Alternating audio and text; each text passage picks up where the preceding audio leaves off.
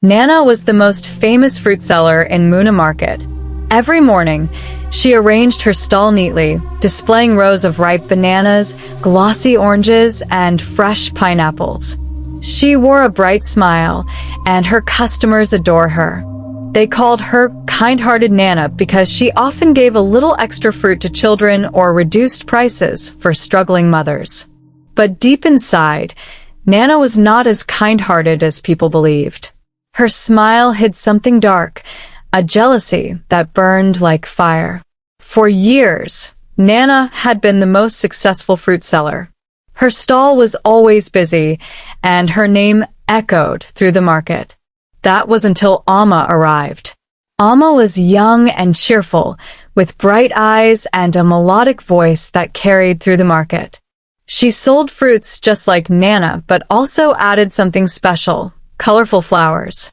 Her stall became popular quickly, and people started choosing Alma over Nana. This made Nana's jealousy grow stronger with each passing day.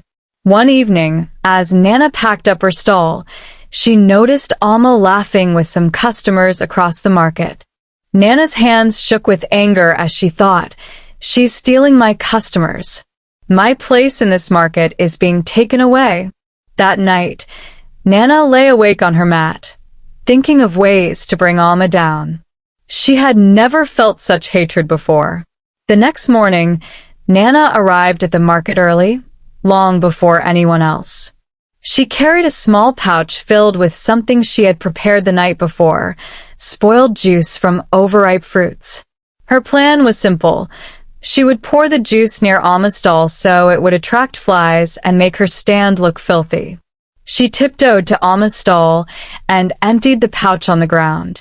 As the juice spread, she smiled to herself, thinking about how customers would avoid Alma's stall when they saw the flies buzzing around. Nana hurried back to her stall, pretending nothing had happened. When the market opened, everything went as Nana had planned. Flies swarmed near Alma's stall, and some customers wrinkled their noses. Alma looked confused, unable to understand why her stall suddenly seemed unclean. But Alma didn't give up. She quickly cleaned the area, sweeping and wiping until the flies disappeared. She smiled at her customers and apologized, winning back their trust. Nana watched from her stall, her heart sinking.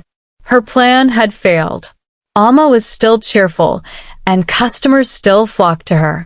Nana clenched her fists.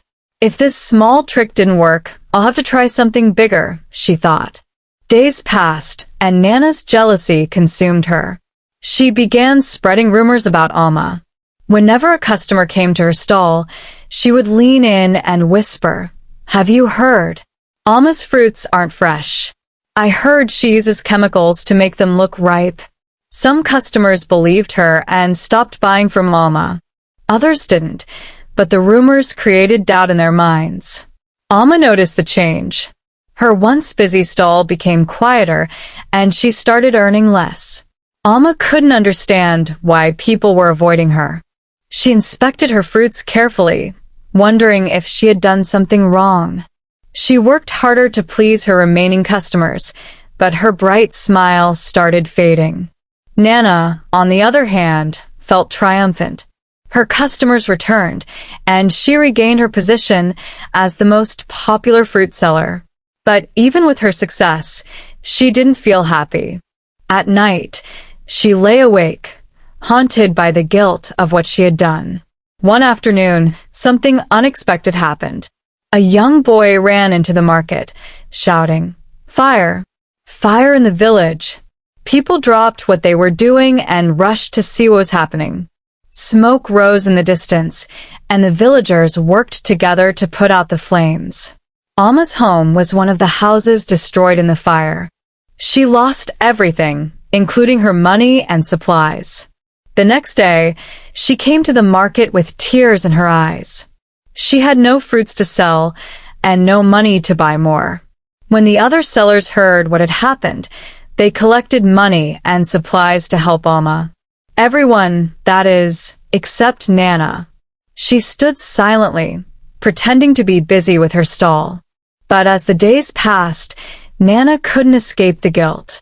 Seeing Alma's struggle made her feel worse than ever.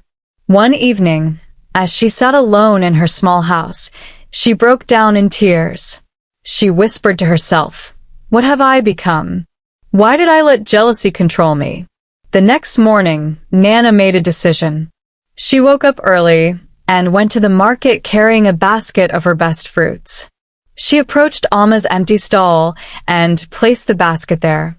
Then she stood nearby, waiting for Alma to arrive.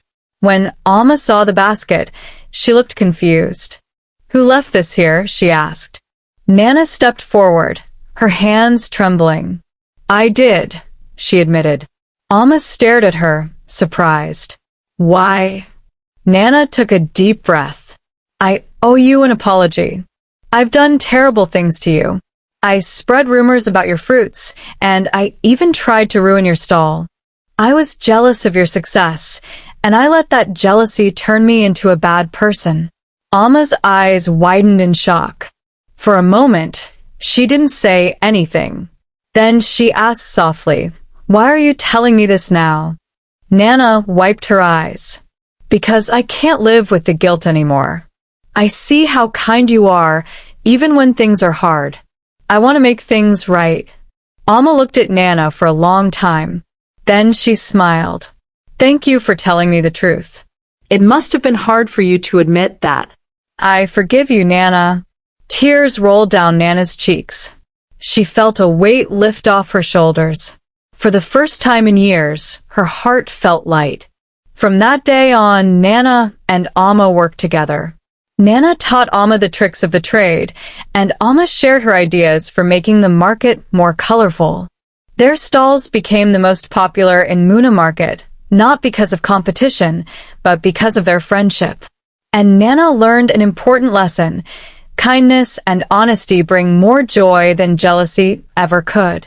This is Nana's Confession, a story of how one woman overcame jealousy and found peace in forgiveness and friendship. Hope you enjoyed watching this story. Please don't forget to subscribe if you haven't done that. See you in our next episode.